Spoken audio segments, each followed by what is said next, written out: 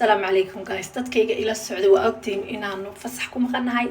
marka maaldheeto anigoo shalay anigoo maray suuqa bay go'day foundation kana fiican foundation kan baletsay ila foundation anigu ma isticmaalo because of waa kulayl so but this one waxa ku jira color correcting so hadad meel madow leedahay uu ka caawinayaa waa full coverage cream wax kasta uu qarinayaa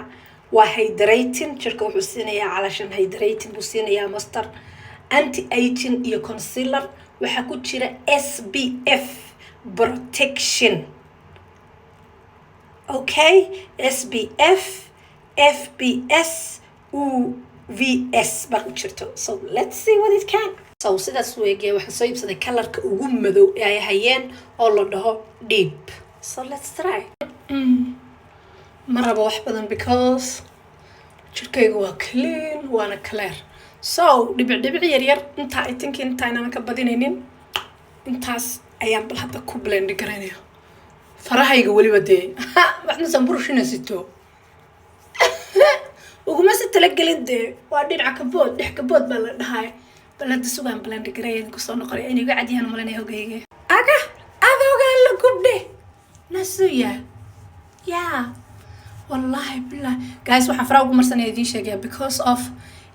maraba inaan makeup badan marsado dee markaad makeup marsanaynin gacantaada ayaa lagu marsada alxamdulillah because of waxa iga hooseeya sun lotion iyo wixii oo dhan moogtay sun lotion ka maraba inuu brushku iga qaato that's why guys what do you think I think it matches me absolutely good yeah guys what do you think wuu dhalaalaya wajigayga suu dhalaalaya fiiriya wallahi billah yeah oh my god lipstick you're bad marsanaysa and then you are good to go yeah because FPS LPS adunka protection ka quruxda waxa dhan buu leeyahay war waxaan idin diyaar bana yeah maratan xagga kale u jeedinaysa aad aragtaan waxa la dhahaa wakaasa guys waa full coverage colorkiisana waa deep it's absolutely good guys waa amazing what your skin barrier ba ku yaala inuu American yahay u maleynaya so timahaygana dabadan ka xiray and then they're like this ama haaro iyo waxaan ka baqanayno shalay waxaan soo iibsaday bahashan guys qof kasta oo dhoofiyana waa kula talinaya waxa la dhahaa fishy ayaa laga soo iibiyay conton waaye factorkeeda waa isku buufinaysa